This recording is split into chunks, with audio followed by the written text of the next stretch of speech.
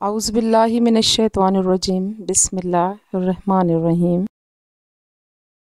अज़ीज़ तलबा, Federal board के निसाब में शामिल जमात दहम की किताब में ख़तूत ग़ालिब के नाम से एक सबक है जिसके मुरत्तब करदा खलीक अंजुम है। आप इस वक्त स्क्रीन पर खलीक अंजुम की तस्वीर देख रहे हैं।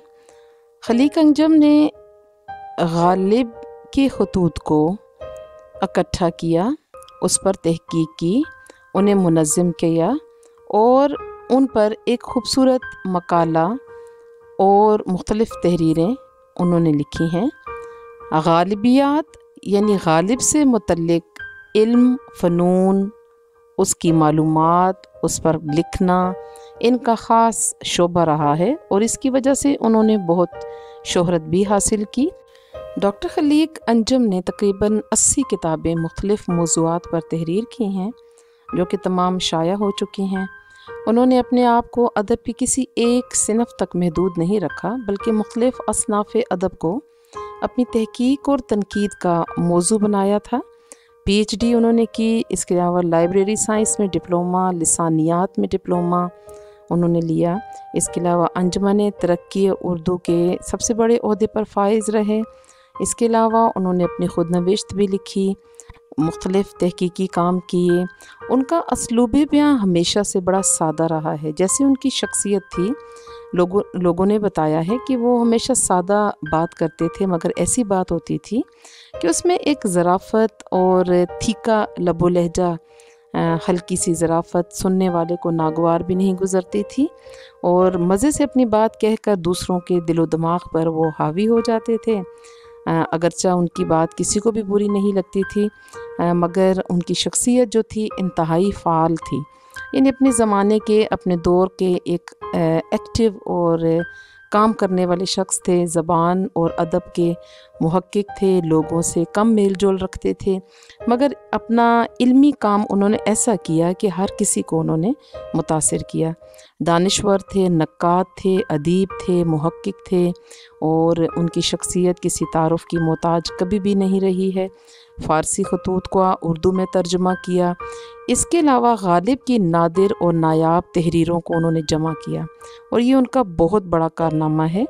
इसके अलावा उन्होंने ख़तूत ग़ालिब को 4 बहुत ही सगीम जिल्दों में तरतीब दिया है और ख़तूत ग़ालिब पर जो काम उन्होंने किया है, माहिर ग़ालिबियात में उनका नाम जो है वो एक मुमताज़ हैसियत रखता है। इसके अलावा आपको ये बता दूं कि सर सैयद की मशहूर ज़माना किताब और तसनीफ़ असारुल सनादीद की 3 जिल्दें हैं, उनकी भी उन्होंने तदवीन की है और उसको इकट्ठा किया है। ये भी उनकी महारत का एक सबूत है। खलीक अंजुम अपने ज़माने के पढ़े लिखे लोगों में शुमार होते थे। वालिद उनके रेलवे में इंजीनियर थे। नाना अज़ीज़ुर्रहमान अंग्रेज़ों के दौर में अंग्रेज़ों को उर्दू पढ़ाया करते थे और दिल्ली के लाल किला में अंग्रेज़ों को उर्दू पढ़ाने के लिए वो कॉलेज में जाया करते थे।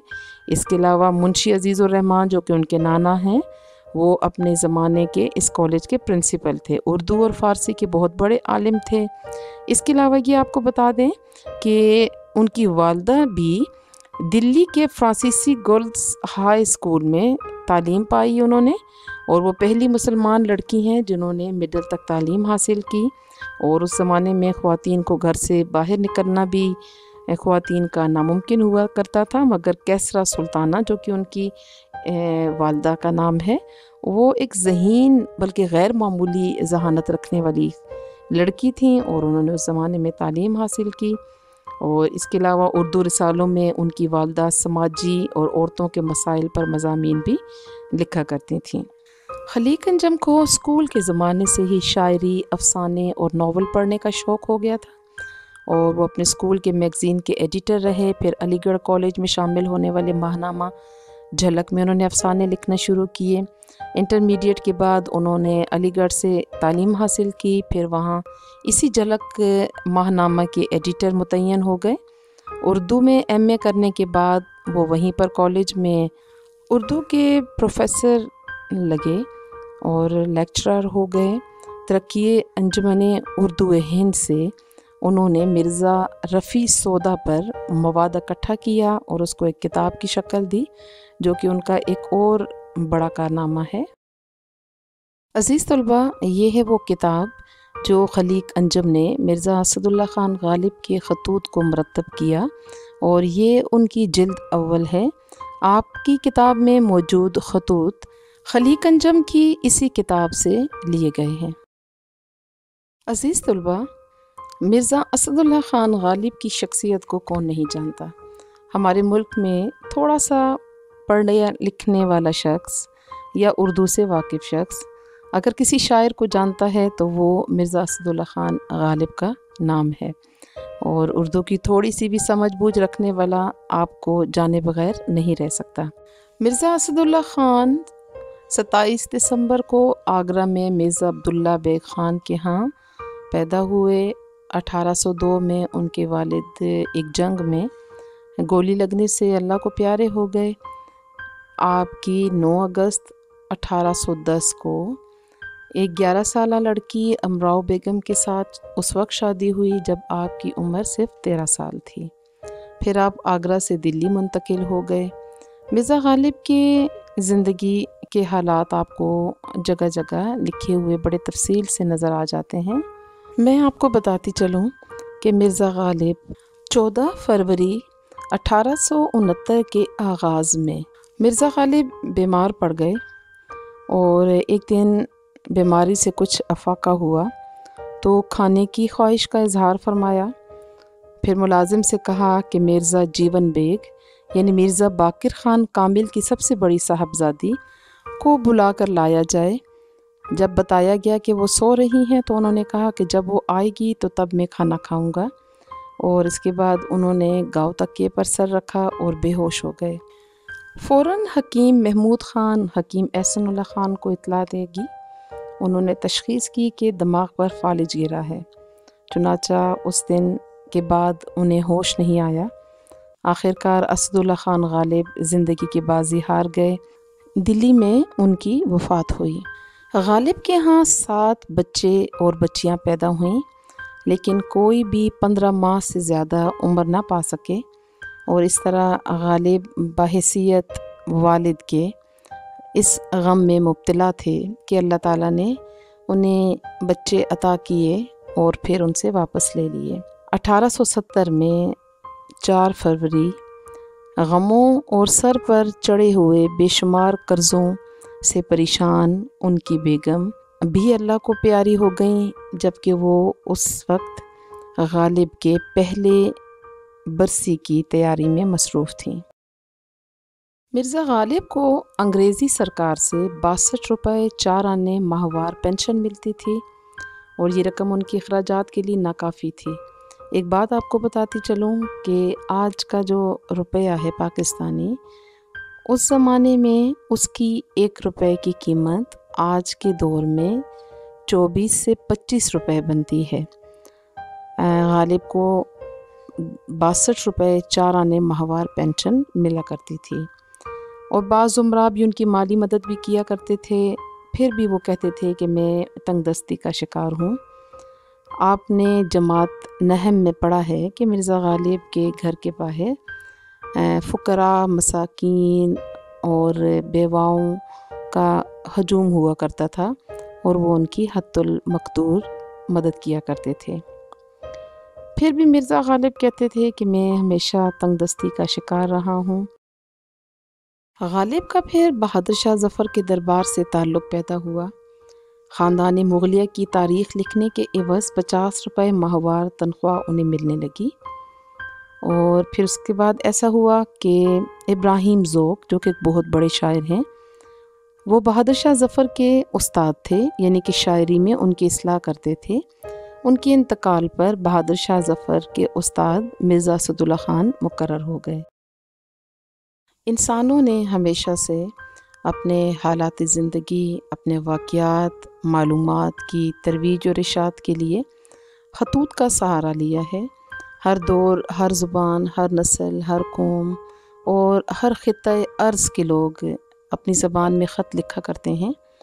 اردو ادب میں خطوط نویسی کی ایک الگ پہچان ہے، اس کو ایک الگ صنف ادب کے طور پر پڑھا جاتا ہے، اور غالب جہاں بہت عظیم ترین شاعروں میں شمار ہوتے ہیں، وہیں پر ان کی نثر نگاری چاہے وہ فارسی میں ہو یا اردو میں بہت زیادہ مشہور ہے۔ وہیں پر ان کی خطوط لکھنے کا جو انداز ہے اس کی کوئی اور مثال ہمیں نظر نہیں آتی ہے، اور زمانہ قدیم سے انسان اپنے جذبات، واقعات اور حالات کی ترسیل کے لیے ہمیشہ خطوط کا ہی سہارا لیا کرتا ہے۔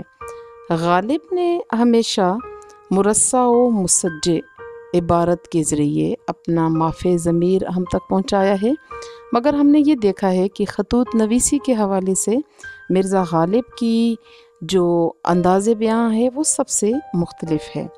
انہوں نے پرانے اور فرسودہ طریقوں کو ختم کر دیا اور ایک نیا انقلاب، ایک نیا انداز خطوط نویسی میں متعارف کروایا۔ انہوں نے سادہ اور عام فہم سی زبان کا استعمال کیا، بے تکلف عبارتیں، مسجع و مرصع عبارتوں سے پاک۔ غالب کے یہ خطوط یوں لگتا ہے جیسے دو لوگ آمنے سامنے بیٹھے ہوں اور بالمشافہہ ایک دوسرے سے بات کر رہے ہوتے ہیں، بالکل ایسے ہی غالب کے یہ خطوط ہیں۔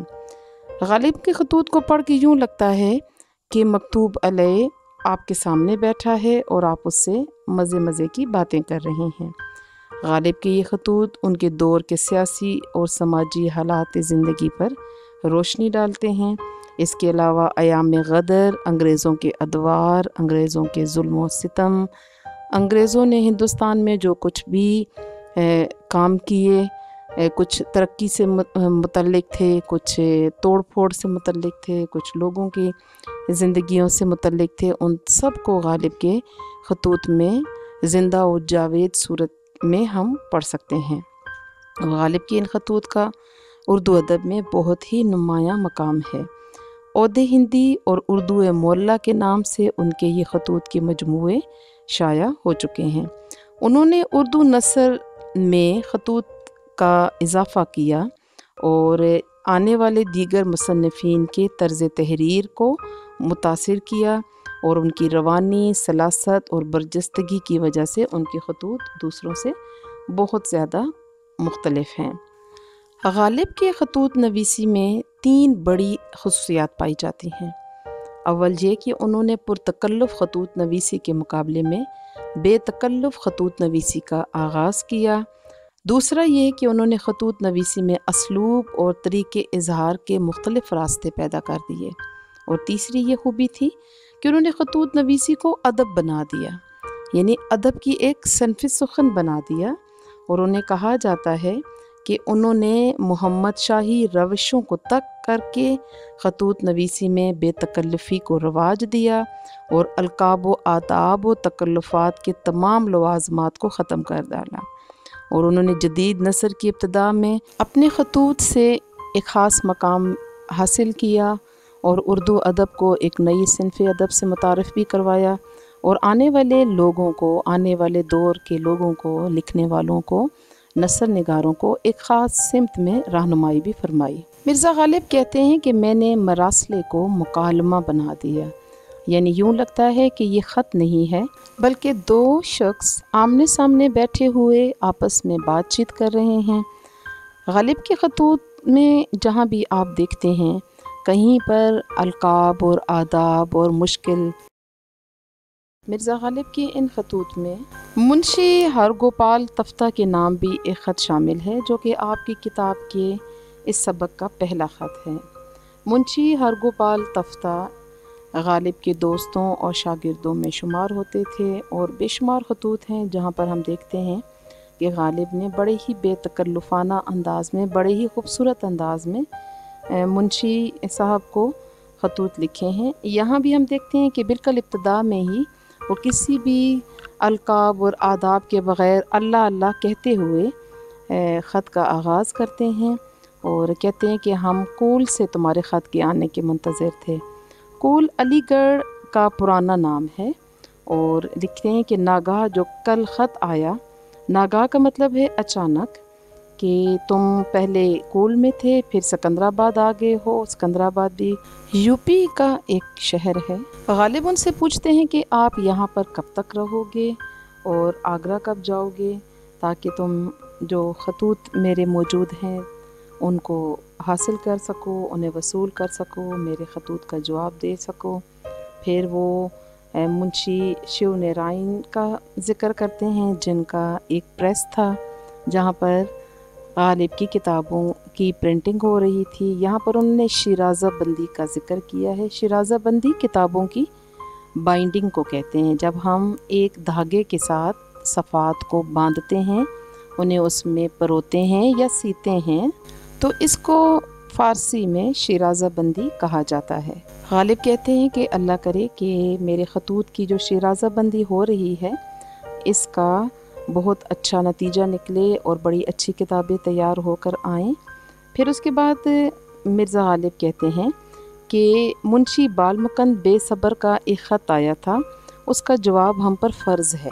غالب نے اپنے اکثر خطوط میں کہا ہے کہ خطوط کے جواب مجھ پر فرض ہیں، اور غالب کی شخصیت کا ایک بڑا خوبصورت پہلو یہ ہے کہ ان کو بے شمار خطوط آتے تھے، اس میں غزلوں کی اصلاح کیا کرتے تھے، دوستوں کی طرف سے خیریت معلوم کیا کرتے تھے، وہ ان کی خیریت معلوم کرتے تھے، یہ ان کے جواب باقاعدگی سے دیا کرتے تھے، اور اگر کسی کا خط رہ جائے اور یہ اس کا جواب نہ دے سکیں تو اس خط کے متعلق یہ کہا کرتے تھے کہ اس کا خط کا جواب مجھ پر فرض ہے، یعنی میں نے لازمی اس کے خط کا جواب دینا ہے۔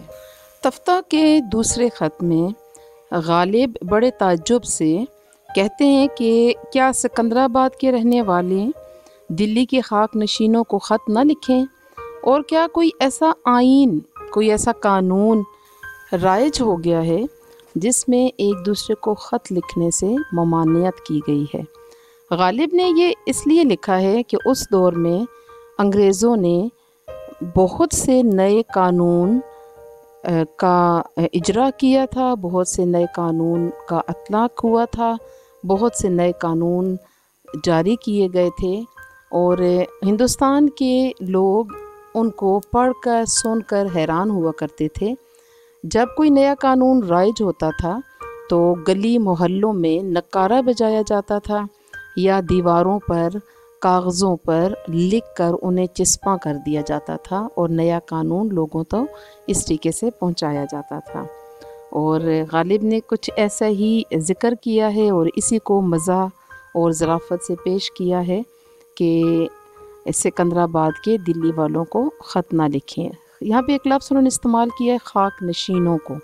خاک نشینوں کا مطلب ہے کم تر، مٹی پر بیٹھنے والے، زمین پر بیٹھنے والے، اور زنہار کا مطلب ہے ابھی تک۔ پھر اس کے بعد غالب نے فارسی زبان میں کچھ یوں کہا: کسب شنود یا نشنود من گفتگوے می کنم، یعنی کوئی سنے یا نہ سنے میں تو اپنی بات کہہ دیتا ہوں۔ کہتے ہیں کہ اگلے جمعے کے دن 12 تاریخ کو نومبر کی 33 جلدیں شیو نارائن جو ہیں ان کی طرف سے جو بھیجی گئی تھیں وہ مجھے مل گئی ہیں، اور کتاب کی کٹنگ، کاغذ، اس پہ لکھائی کی سیاہی، کلر جو ہوتا ہے الفاظ کے لیے استعمال ہوتا ہے، کبھی کبھی بلیو، بلیک وغیرہ استعمال ہوتا ہے، گرین استعمال ہوتا ہے، یہ تمام چیزیں جو ہیں وہ بہترین تھیں۔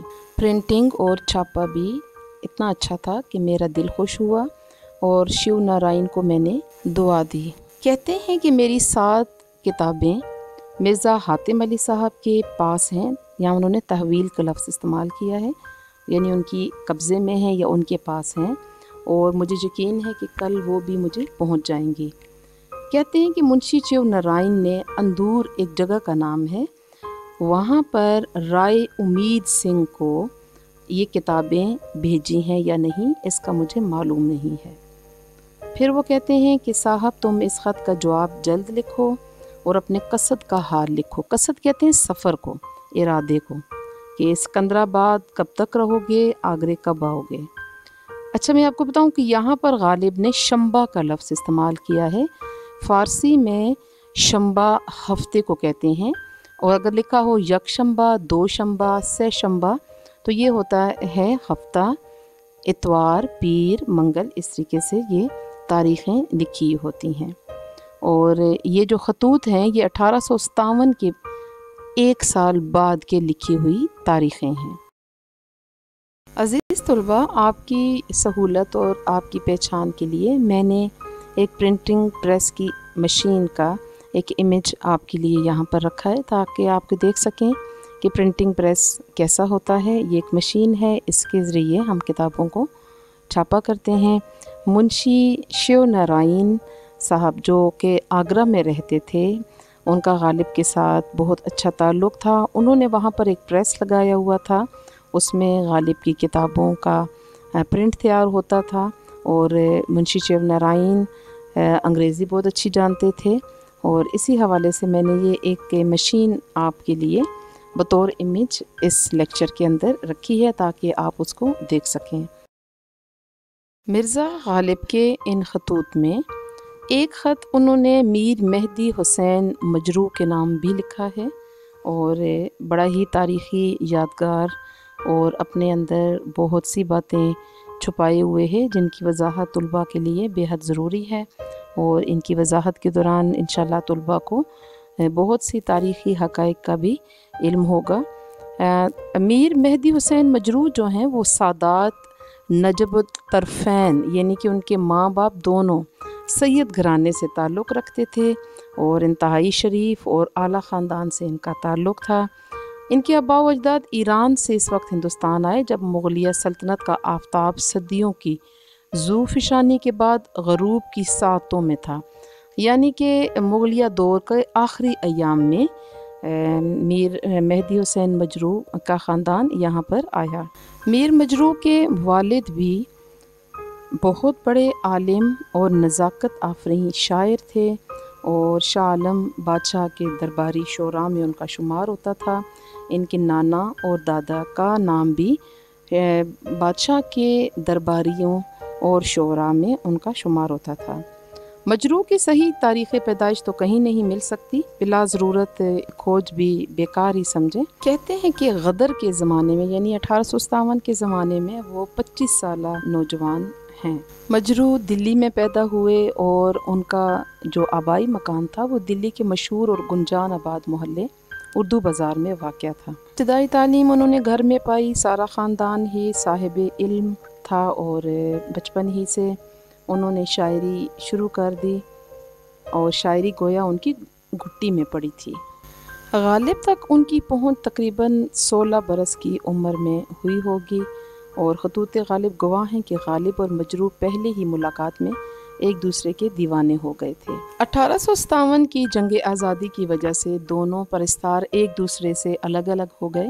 یہی موقع تھا کہ ان دونوں نے ایک دوسرے کو بڑے ہی خوبصورت خط لکھے ہیں، اور یہ خط جو ہیں اردو کی صنف ادب پر ایک بہت بڑا احسان ہے، اور ان دونوں کے پرستار جو ہیں ان دنوں کے گویا احسان مند ہیں۔